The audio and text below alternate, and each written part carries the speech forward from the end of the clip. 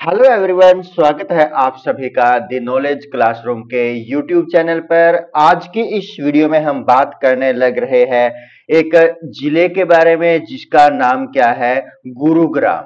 गुरुग्राम के बारे में जो एग्जाम से रिलेटेड सभी प्रकार की जानकारी है आज की इस वीडियो में हम डिस्कस करने वाले हैं। गुरुग्राम जिसको हरियाणा की आर्थिक राजधानी कहा जाता है, गुरुग्राम जिसको क्या बोला जाता है, हरियाणा की आर्थिक राजधानी बोला जाता है। आर्थिक राजधानी किस जिले को बोला जाता है? गुरुग्राम को बोला जाता है। गुरुग्राम की जो स्थापना है, जिस समय हरियाणा राज्य का गठन हुआ था पंजाब से अलग होकर के, तो उस समय इसका भी नाम उन 7 जिलों के अंदर आता है। यानी कि गुरुग्राम का गठन भी कब हुआ? 1 नवंबर 1966 को गुरुग्राम जिला बना था। अब इसका जो एरिया है, इसका जो क्षेत्रफल है वो कितना है? 1258 वर्ग किलोमीटर है।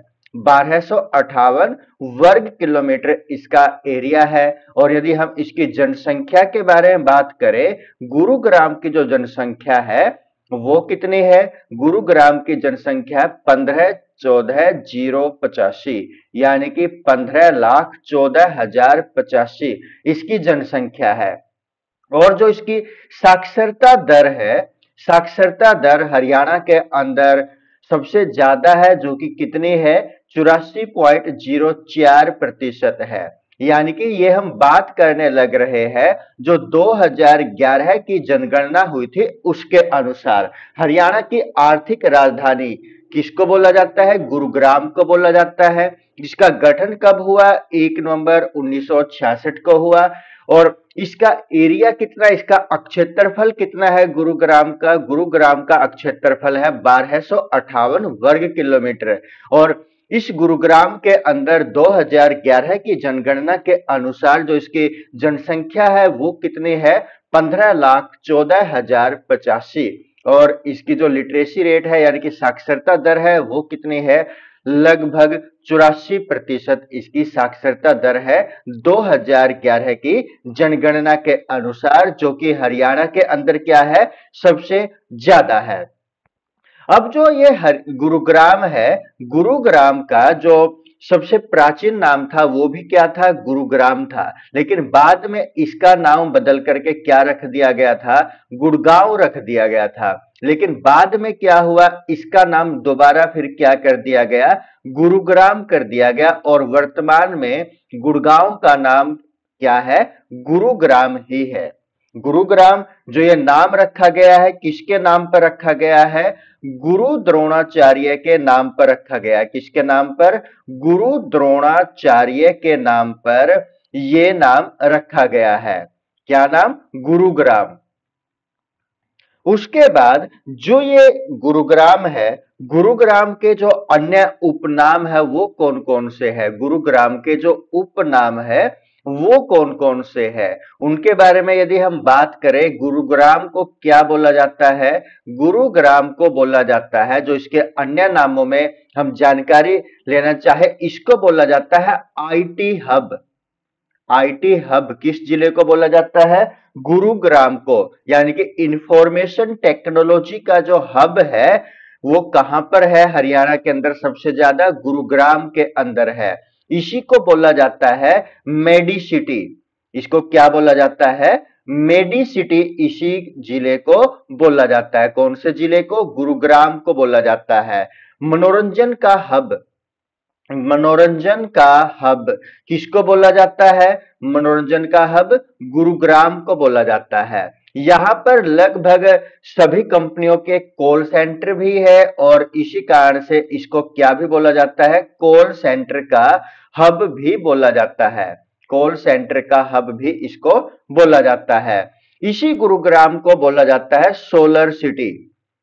सोलर सिटी भी किस जिले को बोला जाता है? गुरुग्राम को बोला जाता है। सपनों की नगरी, सपनों की नगरी किस जिले को बोला जाता है? सपनों की नगरी गुरुग्राम को बोला जाता है। और यदि हम इंडिया के बारे में बात करें तो इंडिया के अंदर किसको बोला जाता है? मुंबई को बोला जाता है। इंडिया के अंदर जो सपनों की सिटी है या नगरी है वो किसको बोला जाता है? मुंबई को बोला जाता है। और हरियाणा के अंदर जो सपनों की नगरी है वो किसको बोला जाता है? गुरुग्राम को बोला जाता है। इसी गुरुग्राम को और क्या बोला जाता है? साइबर सिटी भी इसको बोला जाता है। साइबर सिटी भी गुरुग्राम को बोला जाता है हरियाणा के अंदर। और इसी को क्या बोला जाता है? High tech city. High tech city भी किसको बोला जाता है? गुरुग्राम को बोला जाता है। इसके बाद यदि हम गुरुग्राम के अंदर जो महत्वपूर्ण झील है उनके बारे में यदि डिस्कस करें तो वो कौन कौन सी है? सबसे पहले यदि हम बात करें, हरियाणा के गुरुग्राम जिले के अंदर एक झील है जिसका नाम क्या है? सुल्तानपुर सुल्तानपुर झील। और यहां पर ही क्या है, ये एक राष्ट्रीय उद्यान भी है। यानी कि जो राष्ट्रीय उद्यान है ये भी कहां पर है? गुरुग्राम के अंदर ही है, जिसका नाम क्या है? सुल्तानपुर है। उसके बाद यदि हम बात करें यहां पर इसकी क्या खासियत है, सुल्तानपुर झील की खासियत क्या है? ये क्या है? एक प्रकार का पक्षी विहार है। सुल्तानपुर जो है, सुल्तानपुर विहार या सुल्तानपुर जो राष्ट्रीय उद्यान या झील के बारे में बात करें तो ये क्या है? एक प्रकार का पक्षी विहार है। जिसकी घोषणा कब की गई थी? इसकी घोषणा की गई थी कब?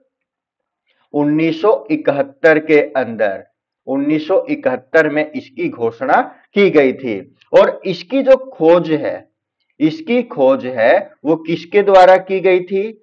सुल्तानपुर जो पक्षी विहार है इसकी जो खोज है वो किसके द्वारा की गई थी? वो खोज की गई थी पीटर जैक्सन के द्वारा। किसके द्वारा खोज की गई थी? पीटर जैक्सन के द्वारा। और इसकी स्थापना करने का जो श्रेय है वो किसको जाता है? इसकी स्थापना करने का श्रेय पक्षी विहार के रूप में डॉक्टर सलीम अली को, डॉक्टर सलीम अली को श्रेय जाता है इसको पक्षी विहार के रूप में स्थापित करने का। क्या नाम है? डॉक्टर सलीम अली। डॉक्टर सलीम अली के बारे में, डॉक्टर सलीम अली क्या थे? एक पक्षी विज्ञानी थे। पक्षी विज्ञानी थे डॉक्टर सलीम अली। और साथ में वो क्या थे? प्रकृतिवादी थे। प्रकृतिवादी भी थे जो डॉक्टर सलीम अली थे। प्रकृतिवादी भी थे और पक्षी विज्ञानी भी थे डॉक्टर सलीम अली। और डॉक्टर सलीम अली को जाना जाता है भारत के बर्डमैन के रूप में। भारत का बर्डमैन इनको बोला जाता था। इनके रूप में इनको जाना जाता है। भारत का बर्डमैन किसको कहा जाता है? डॉक्टर सलीम अली को माना जाता है, जाना जाता है। और इनको 1976 में क्या मिला था? पद्म पद्म विभूषण से इनको सम्मानित किया गया था। पद्म विभूषण से सम्मानित इनको कब किया गया था? डॉक्टर सलीम अली को 1976 के अंदर इनको सम्मानित किया गया था। किससे? पद्म विभूषण से। और डॉक्टर सलीम अली कौन थे? एक विज्ञानी थे जो पक्षी विज्ञानी थे। पक्षियों के ऊपर वो लगातार अध्ययन करते थे, प्रकृतिवादी थे और भारत का बर्डमैन उनको कहा जाता था। अब जो ये पक्षी विहार है इसको यदि हम देखें 1972 में जलीय जीवों के लिए भी इसको आरक्षित किया गया था। यानी कि 1972 के अंदर इसको किसके लिए? जो जलीय जीव थे, जल के अंदर रहने वाले जो जीव थे उन जीवों के लिए इसको क्या किया गया था? आरक्षित किया गया था। जलीय जीवों के लिए आरक्षित इसको कब किया गया था? 1972 में किया गया था। और 1991 में इसको क्या बनाया गया था? इसको बनाया गया था राष्ट्रीय पार्क। राष्ट्रीय पार्क कब बनाया गया? इसको 1991 में बनाया गया। अब यहां पर एक अपवाद यहां पर खड़ा होता है कि इसमें कई बार जो 1991 है इसके स्थान पर हमें कुछ बुक्स के अंदर 1989 भी देखने को मिलता है। और यदि ये दोनों ही ऑप्शन के अंदर हो, 1989 भी और 1991 भी, तो हमारा सही उत्तर क्या माना जाएगा? 1991 माना जाएगा हमारा सही उत्तर। और यदि ऑप्शन में 1991 नहीं है तो हमारा सही उत्तर 1989 को माना जाएगा। अब जो सुल्तानपुर झील है या पक्षी विहार है, इसकी और खासियत क्या है? यहां पर सबसे ज्यादा पक्षी आते हैं। सबसे ज्यादा पक्षी हरियाणा के अंदर कहां पर आते हैं? सबसे ज्यादा पक्षी आते हैं यहां पर इस झील के अंदर, सुल्तानपुर पक्षी विहार के अंदर। और सबसे ज्यादा पक्षियों में भी कौन से आते हैं? जो साइबेरियन सार्स के नाम से जाने जाते हैं। साइबेरियन सार्स यहां पर सबसे ज्यादा आते हैं। और जो ये साइबेरियन शार्क है, कौन सी ऋतु में आते हैं? शीत ऋतु में आते हैं। शीत ऋतु के अंदर ये पक्षी आते हैं। और ये पक्षी किसके रूप में जाते हैं? पर किसके रूप में जाने जाते हैं? परवासी पक्षियों के रूप में इनको जाना जाता है। परवासी पक्षी इनको बोला जाता है। अब हम बात करते हैं दमदमा झील के बारे में। दमदमा झील ये भी कहां पर है? हरियाणा के गुरुग्राम के अंदर ये झील स्थित है, दमदमा झील। और ये क्या है? हरियाणा की सबसे बड़ी झील है। हरियाणा की सबसे बड़ी झील, हरियाणा की सबसे बड़ी झील कौन सी है? दमदमा झील है। और कहां पर स्थित है ये? अरावली पहाड़ियों के पास एक प्राकृतिक झील है। किस प्रकार की झील है ये? एक प्राकृतिक झील है। कहां पर स्थित है? गुरुग्राम के अंदर। गुरुग्राम में कहां पर? जो अरावली की पहाड़ी है, अरावली पहाड़ियों के आसपास स्थित है। अरावली पहाड़ियों के पास स्थित है ये। कौन सी झील है ये? दमदमा झील है और हरियाणा की सबसे बड़ी झील है। उसके बाद यदि हम बात करें अगली झील के बारे में, जिसका नाम क्या है? जिसका नाम है खलीलपुर झील। क्या नाम है? खलीलपुर झील। ये भी कहां पर है? ये झील भी हरियाणा के गुरुग्राम डिस्ट्रिक्ट के अंदर स्थित है। कहां पर स्थित है ये? खलीलपुर गांव के अंदर। कहां पर? खलीलपुर गांव है और उसी गांव के नाम पर इसका नाम रखा गया है। क्या? खलीलपुर झील। उसके बाद अन्य झीलों में बात करें, बसई झील। बसई झील ये भी कहां पर है? गुरुग्राम के अंदर है। और सबसे महत्वपूर्ण ये आर्द्र भूमि, आर्द्र यानी कि नमी युक्त भूमि पर यह झील बनी हुई है। और यहां पर ये क्या भी है? एक प्रकार से ये पक्षी क्षेत्र भी है। क्या है ये? पक्षी क्षेत्र भी है। बसई झील है, पक्षी क्षेत्र भी ये है। और महत्वपूर्ण बात क्या है कि यहाँ की भूमि किस प्रकार की है? आर्द्र भूमि है, नमी युक्त भूमि है। और इसी गुरुग्राम के अंदर एक स्थान है जिसका नाम क्या है? सोहना है। सोहना के अंदर गर्म पानी का चश्मा, गर्म पानी का चश्मा कहां पर पाया जाता है? ये पाया जाता है गुरुग्राम के सोहना नामक स्थान पर। और इस गर्म पानी के चश्मे का जो टेम्परेचर है वो कितना पाया जाता है? इसका टेम्परेचर अप्रोक्सीमेटली 40 डिग्री सेल्सियस से लेकर के 56 डिग्री सेल्सियस के आसपास तक इसका तापमान होता है। और जो ये सोहना के अंदर गर्म पानी का चश्मा है, इसका फायदा क्या? इसके अंदर स्नान करने से ये मान्यता है कि जो चर्म रोग है वो उसके अंदर फायदा मिलता है। चर्म रोग क्या हो जाते हैं? ठीक हो जाते हैं। क्यों? क्योंकि इस पानी के अंदर किसकी मात्रा ज्यादा होती है? सल्फर की मात्रा ज्यादा होती है। सल्फर की मात्रा ज्यादा होने के कारण इस पानी में स्नान करने से कौन सा रोग ठीक हो जाता है? चर्म रोग यानी कि चमड़ी का रोग यहां से ठीक हो जाता है। अब हरियाणा के गुरुग्राम के अंदर मेले भी लगते हैं। जो कुछ महत्वपूर्ण मेले हैं उसमें सबसे जो महत्वपूर्ण है वो कौन सा है? शीतला माता का मंदिर। शीतला माता का जो मंदिर है उसके अंदर एक मेला भी लगता है जो कि महत्वपूर्ण है, शीतला माता का मेला। ये इसके मंदिर के अंदर इस मेले का आयोजन किया जाता है। और जो शीतला माता है, इसकी मान्यता क्या है कि जो देश है हमारे भारत के अंदर, जो 9 शक्तिपीठ है, 9 शक्तिपीठ है, उनमें से एक पीठ में से एक है, पीठों में से ये एक है जो शीतला माता का मंदिर हरियाणा के गुरुग्राम के अंदर स्थित है। शीतला माता का जो मंदिर है उसकी क्या खासियत है? इसी को बोला जाता है चेचक की माता। चेचक की माता शीतला माता को बोला जाता है, या इसी को बोला जाता है गुड़गामे वाली माता। गुड़गामे वाली माता कौन सी माता को बोला जाता है? शीतला माता को बोला जाता है। जो ये इसका मंदिर है, शीतला माता का जो मंदिर है गुड़गांव के अंदर स्थित है, इसको 1991 के अंदर हरियाणा सरकार ने क्या कर लिया था? हरियाणा गवर्नमेंट ने इसे अपने अधीन कर लिया था। हरियाणा सरकार ने 1991 में इसको अपने अधीन कर लिया था। और इसका जो अध्यक्ष होता है, इस मंदिर का जो हेड है, अध्यक्ष है, वो कौन बनाया जाने लगा था तब? सीएम। यानी कि वर्तमान में भी जो इसका हेड है, जो अध्यक्ष है, वो कौन है? हरियाणा के मुख्यमंत्री। और हरियाणा के मुख्यमंत्री वर्तमान में कौन है? आप कमेंट करके बताइएगा। अब उसके बाद जो अन्य मेलों के बारे में बात करें, यहां पर हरियाणा के गुरुग्राम के अंदर नाग पूजा का मेला, नाग पूजा का मेला, ये कहां पर लगता है? ये मेला भी गुरुग्राम के अंदर लगता है। कहां पर? नागलगढ़ के अंदर। नागलगढ़ के अंदर नाग पूजा का मेला लगता है। हरियाणा के गुरुग्राम के अंदर एक मेला लगता है भक्त पूर्णमल का मेला।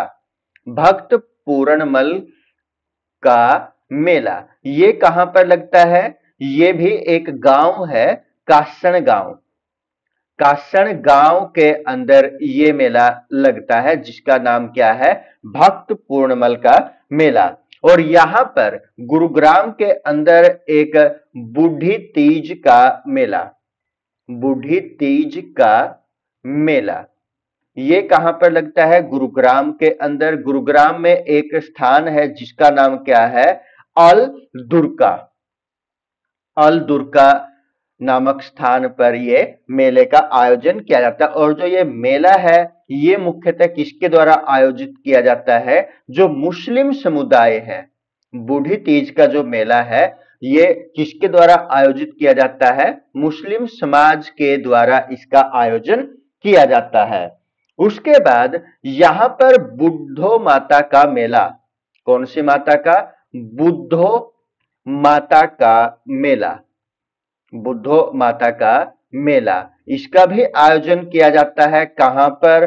मुबारिकपुर के अंदर।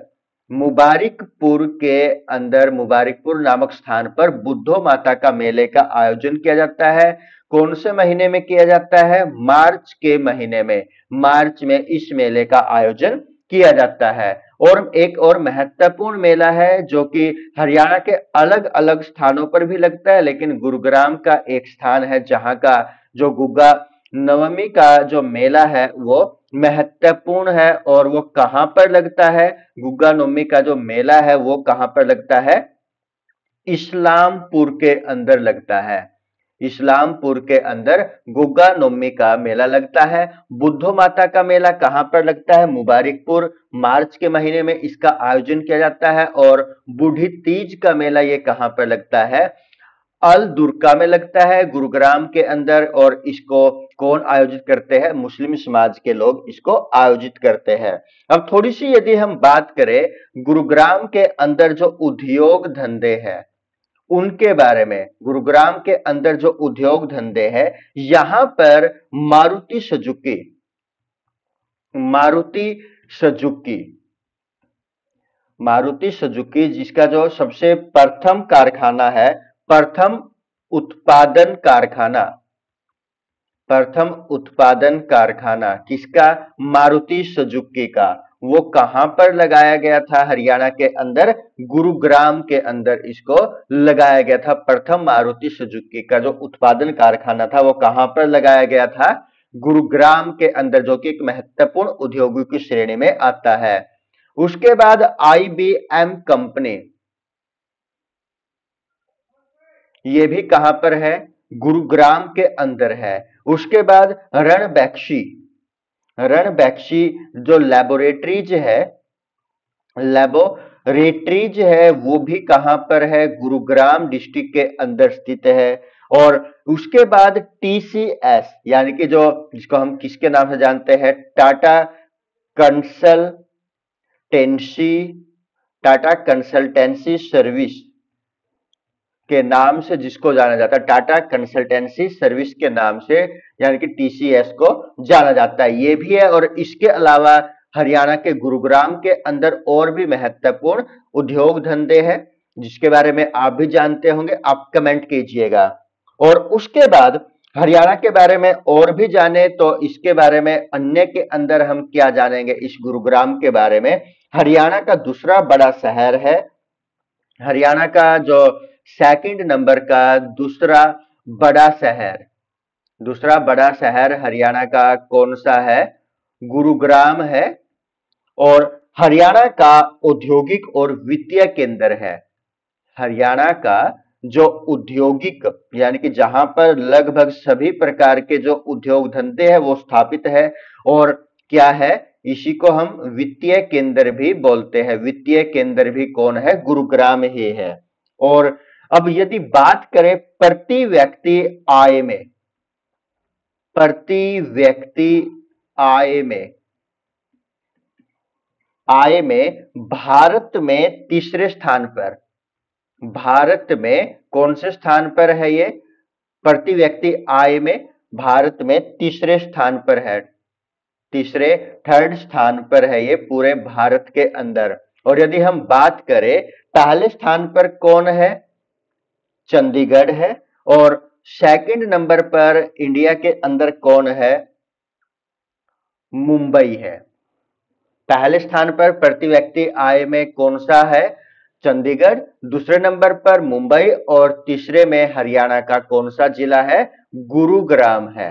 गुरुग्राम तीसरे नंबर पर है प्रति व्यक्ति आय में। तो दोस्तों, ये हमने हरियाणा के बारे में, जो गुरुग्राम डिस्ट्रिक्ट है उसके बारे में हमने आज की इस वीडियो में डिस्कस किया है। आपको हमारी ये वीडियो किस प्रकार की लगी आप कमेंट करके आवश्यक बताइएगा। किसी प्रकार की कमी यदि इसके अंदर लगती है तो वो भी आप हमें आवश्यक बताइएगा। जल्द मिलते हैं किसी अन्य डिस्ट्रिक्ट के साथ, तब तक के लिए सभी को मेरी तरफ से नमस्कार। जय हिंद।